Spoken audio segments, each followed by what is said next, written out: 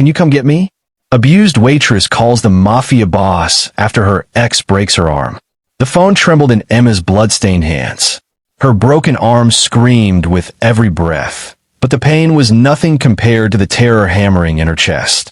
She was locked in the bathroom, Marcus pounding on the door, and in her palm was a business card she'd hidden for 6 months. A card from the most dangerous man in the city. Dante Moretti, Mafia boss. Her last hope. Emma, open this door right now. Marcus's voice shook the hinges. She could hear the rage, the promise of worse to come. Her arm hung at an unnatural angle, bone definitely broken. He'd twisted it until she heard the snap, then smiled. Actually smiled, before walking away to finish his beer. 5 years. 5 years of this hell. Tonight was different.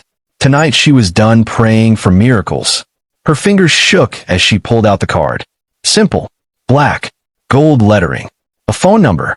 That was it. She kept it hidden in the lining of her purse.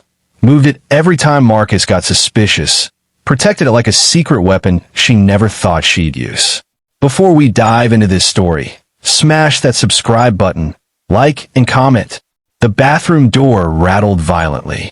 I know you're calling someone. Who is it? Your mother? Your stupid friends.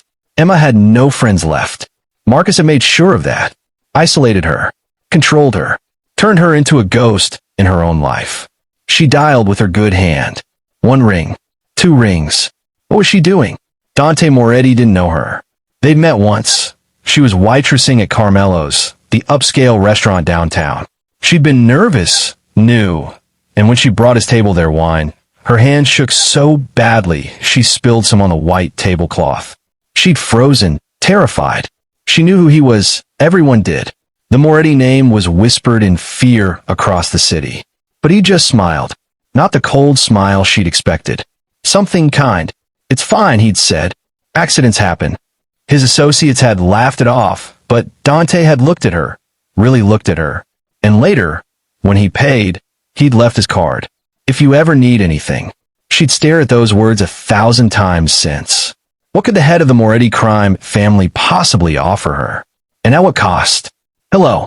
The voice was deep, smooth, dangerous. Emma's breath caught. Who is this? The door shook again. Marcus was getting a running start now. The cheap lock wouldn't hold much longer. You said, 6 months ago, you said if I ever needed anything. Silence on the other end. Had he hung up? Was she insane for even trying? The waitress. Not a question. A statement. He remembered.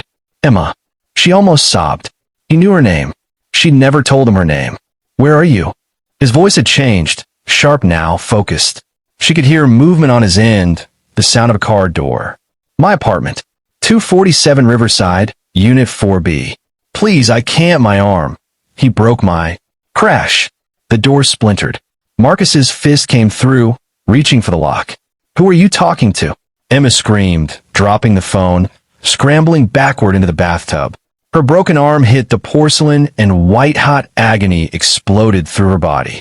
Marcus ripped the door open, face purple with rage. Give me that phone. But it had clattered into the corner, still connected. Emma could hear a voice coming through, calm, cold, deadly. Emma, stay where you are. I'm 8 minutes away. Marcus froze. His eyes found the phone. He snatched it up. Who the hell is this? Pause. Dante Moretti. And you just made the last mistake of your life. Emma watched the color drain from Marcus's face. Everyone in this city knew that name. Every criminal, every cop, every person who'd ever walked these streets. The Morettis didn't make threats. They made examples. I don't care who you are. She's my wife. You have no right. 7 minutes now? I suggest you use them to pray. The line went dead. Marcus stood there, phone in hand, face cycling through emotions. Fear, rage, disbelief. Then the rage won. It always won with Marcus. He grabbed Emma by her broken arm and yanked. She shrieked, vision going white. You called him? You stupid. Do you have any idea what you've done? He dragged her out of the bathroom. Emma's feet scrambled for purchase. Her good arm trying to pry his fingers loose. The pain was unreal, impossible, all-consuming. Marcus, please, please. Shut up. Shut up. He threw her onto the couch. Emma curled around her arm, sobbing, waiting for the next blow. It always came. Always. But Marcus was pacing now, running his hands through his hair. Dante Moretti. Jesus Christ, Emma. What were you thinking? Do you know what he does to people? He can't be worse than you, Emma whispered. Marcus's hand rose. Emma flinched, bracing. The doorbell rang. Silence crashed through the apartment like a physical thing. It had been 4 minutes. Maybe 5. Not 7. Not possible. The doorbell rang again. Patient. Steady. Marcus's hand slowly lowered. Emma could see the fear now, swimming beneath the rage. He was trapped, and he knew it. You don't ignore Dante Moretti's doorbell. Stay here, Marcus hissed. Don't say a word. He walked to the door. Emma heard the deadbolt slide, the chain rattle. Then Marcus's voice, trying to sound tough, failing miserably. Look, I don't know what she told you, but this is a domestic situation. Between husband and wife. None of your concern. A new voice. That same smooth, dangerous tone from the phone. Step aside. You can't just. The sound was quick. Precise. A thud, then silence. Emma's heart hammered. She tried to sit up, gasping through the pain. Footsteps approached, steady, unhurried. She should be terrified. She just invited the devil himself into her home. But when Dante Moretti appeared in the doorway, all she felt was relief. He was tall, wearing a black suit that probably cost more than her car. Dark hair, sharp features, eyes that could cut glass. But when he looked at her, those eyes softened. Emma. He crossed the room in 3 strides, kneeling beside the couch. His hands hovered over her broken arm, not touching, assessing. We need to get you to a doctor. Marcus is no longer your concern. 2 men in dark suits appear behind Dante, lifting Marcus's unconscious body like he weighed nothing. Emma watched them carry him out, her mind struggling to process what was happening. Can you walk? Dante's voice pulled her attention back. Emma nodded, then immediately shook her head. Everything was spinning. 5 years of fear, 1 phone call, and now, I've got you. Dante slid one arm behind her back, the other under her knees, lifting her with such care it made her want to cry. He'd just knocked her husband unconscious without breaking a sweat, yet he held her like she was made of glass. My things will be collected and brought to you. Right now, we move. The hallway blurred. The stairs. The night air hit her face, cold, shocking real. A black Mercedes idled at the curb, back door open. Dante slid her into the leather seat, his coat already off and wrapped around her shoulders. Where are we going? Somewhere safe. My doctor is waiting. The car moved. Smooth. Fast. Emma cradled her broken arm, watching the city lights streak past. Her apartment building disappeared behind them. Everything she knew vanishing in seconds. What did you do to Marcus? Nothing permanent. Yet, that word hung in the air. Yet, Emma should feel guilty. She should feel something. But all she felt was numb. He'll come after me. When he wakes up, he'll... No, he won't. Dante's certainty was absolute. He wasn't looking at her, eyes fixed on the road ahead, but his presence filled the entire car. This was a man who didn't make promises. He made facts. You don't understand. Marcus doesn't stop. He doesn't let go. He'll find me, and when he does... Emma. Dante finally turned to face her. I've ended men for less than what he did to you. The only reason Marcus is still breathing is because I wanted you to see him dealt with properly. Not violently, not quickly, but thoroughly. The car turned through iron gates that opened automatically. Estate. This was an estate. Sprawling grounds, a mansion that looked like it belonged in a movie. Security everywhere. Men in suits, cameras, walls that promised nothing got in or out without permission. The car stopped at the entrance.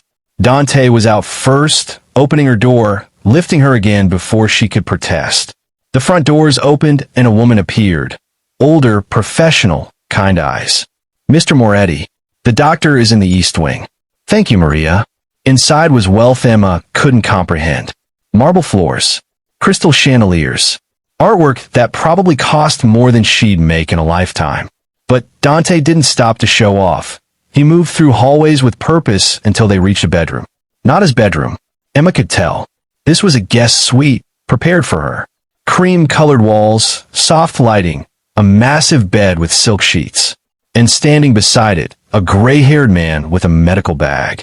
Dr. Chun, this is Emma. Broken arm, possibly fractured ribs, bruising.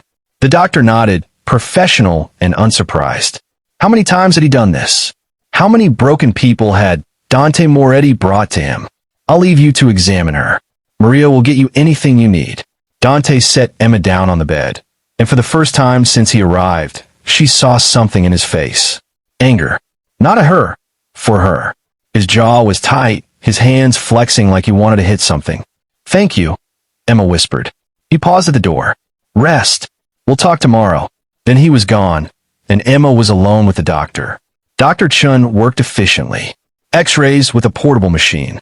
Her arm was definitely broken. Clean break. Would heal fine with a cast. Ribs were bruised, but not fractured.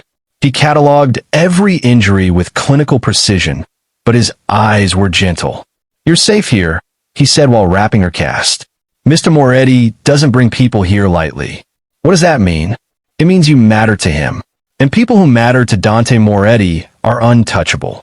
The doctor left pain medication and instructions. Maria brought soup, tea, clothes that actually fit. Emma changed into silk pajamas that felt like sin against her skin, then collapsed onto the bed. She should be afraid, should be questioning everything. But exhaustion won, dragging her under into the first dreamless sleep she'd had in years. Sunlight woke her. Real sunlight, not the dim, filtered light from her apartment's single window. Emma blinked, disoriented, before remembering. Dante, the rescue, the mansion. She sat up carefully. Her arm throbbed in its cast, but the pain medication had taken the edge off. Someone had left breakfast on a nightstand. Fresh fruit, pastries, coffee that smelled like heaven. A knock at the door. Come in. Maria entered with a warm smile. Good morning, Miss Emma.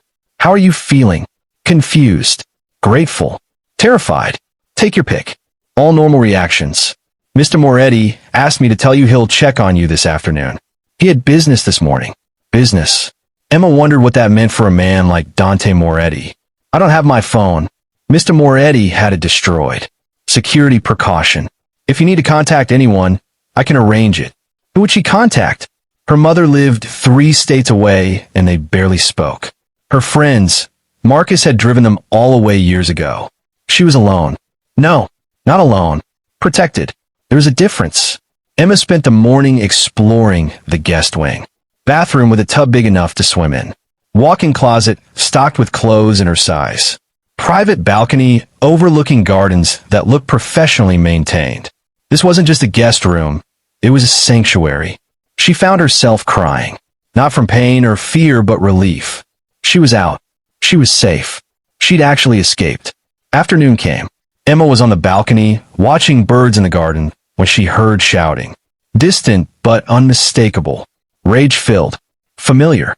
Marcus. Her blood turned to ice. Emma gripped the balcony railing, looking toward the front gates. She couldn't see them from here, but she could hear him. Emma. Emma. I know you're in there. He'd found her.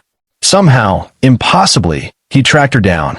Emma backed away from the balcony, her breathing coming in gasps. 5 years of conditioning kicked in. Hide. Stay quiet. Don't make him angrier. Maria appeared in the doorway. Miss Emma, please don't worry. He cannot get in. You don't understand. Marcus doesn't give up. He'll find a way. Mr. Moretti is handling it. The shouting continued.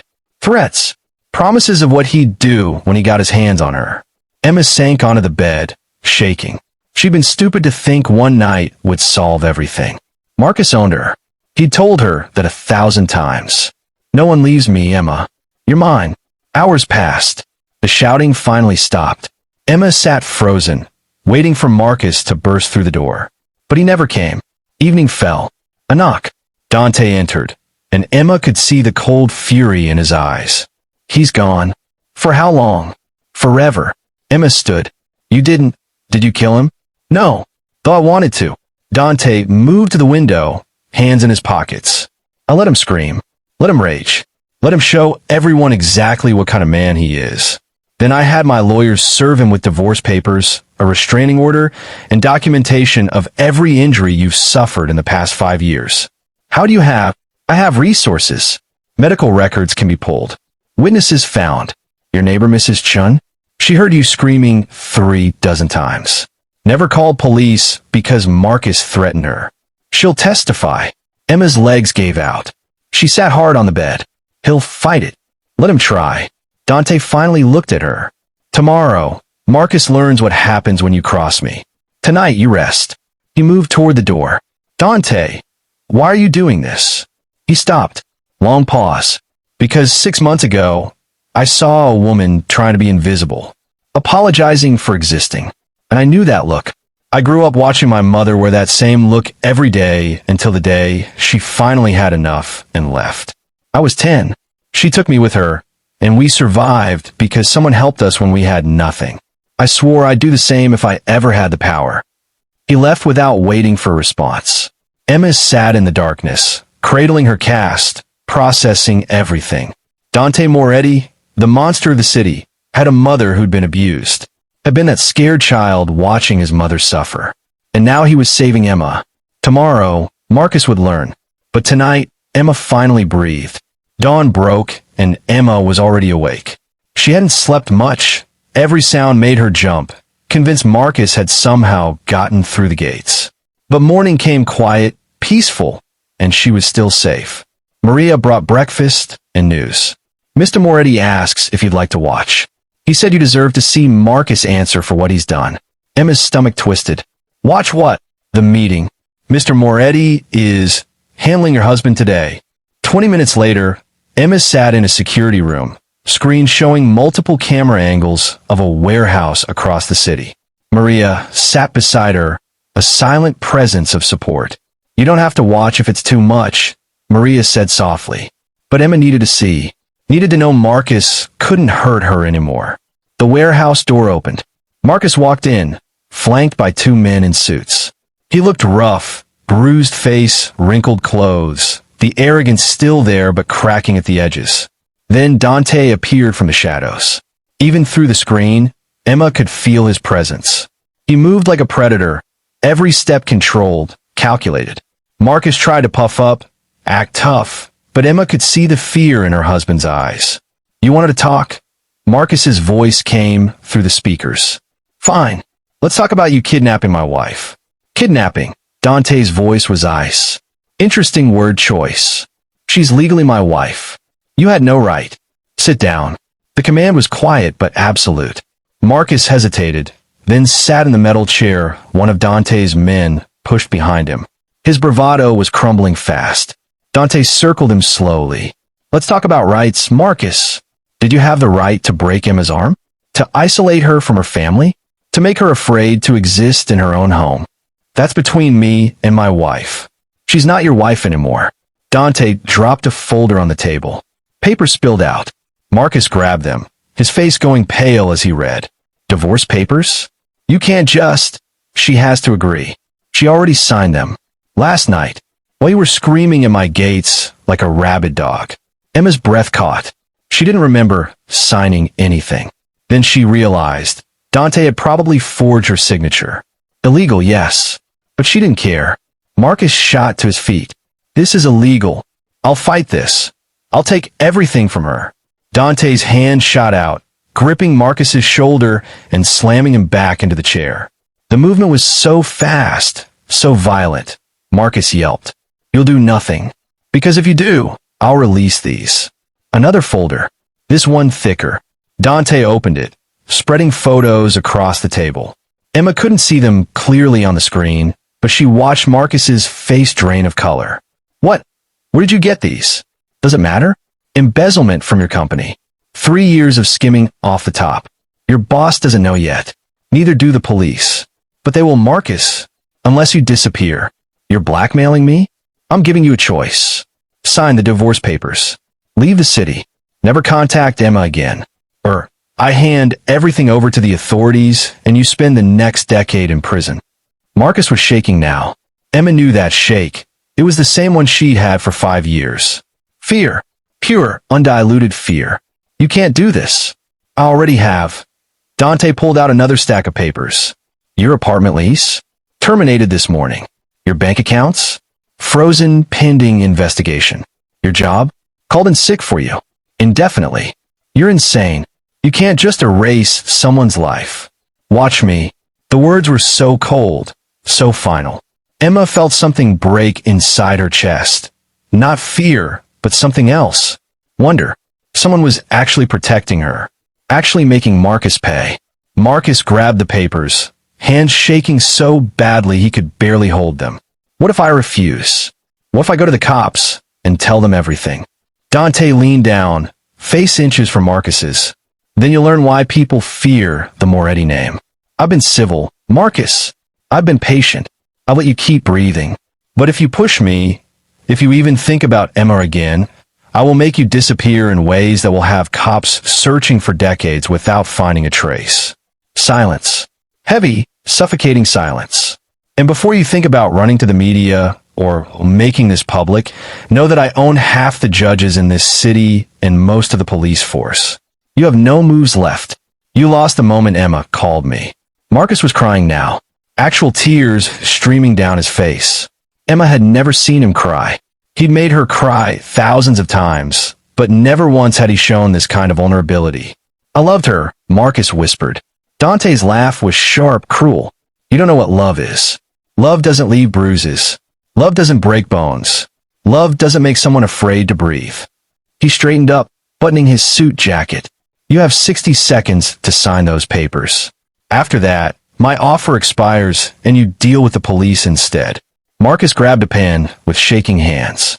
Emma watched him sign, her freedom written in his terrified scrawl. The divorce papers, the restraining order, the agreement to leave the state.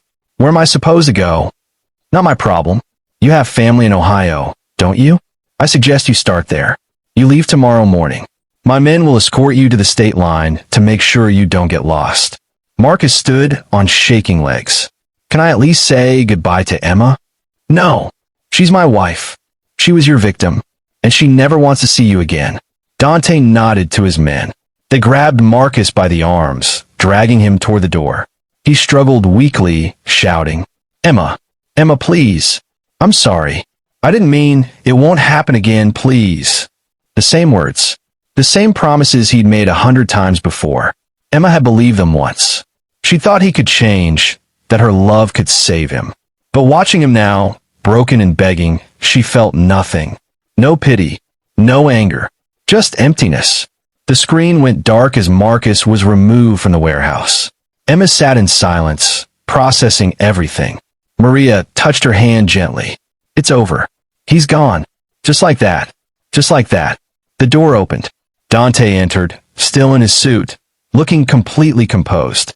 No sign of the violence Emma knew he was capable of. You watched. Emma nodded. Thank you. Don't thank me yet. He'll be monitored for the next year. If he so much as Googles your name, I'll know. If he comes within 500 miles of you, I'll know. And if he ever tries to contact you. Dante didn't finish the sentence. You'd kill him. Without hesitation. Emma should be horrified. Should be afraid of this man who casually talked about murder.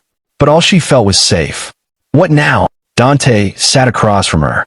Now you heal. I've arranged therapy, trauma specialist, best in the city. You'll stay here as long as you need. And when you're ready, we'll help you build whatever life you want. Why? The question burst out. Why are you doing all this for me? Dante was quiet for a long moment. Because I can. Because someone should. Because 6 months ago you spilled wine on my table and apologized like you expected to be hit for it. And I knew. I saw what you were living with. I saw my mother in you. Your mother spent 15 years with a man who treated her like property. When she finally left, she had nothing. No money, no support, nowhere to go. Someone helped us, gave us a place to stay, helped her get back on her feet. I was too young to help her then. But I'm not too young now. Emma's eyes filled with tears. I don't know how to repay you. You don't. You just survive. You heal. You build a life where you're not afraid. That's payment enough. He stood, moving toward the door. Dante, he paused. Your mother, is she alive and running a small bakery upstate? Happiest I've ever seen her. She remarried 5 years ago to a man who treats her like a queen. Emma smiled through her tears. I'd like to meet her someday. She'd like that too. He left her alone with Maria, with the knowledge that Marcus was truly gone, with the first real hope she'd felt in 5 years. Outside the window, the sun was shining. Emma walked to the balcony, breathing deep. The air tasted different, felt different, free. She was finally free.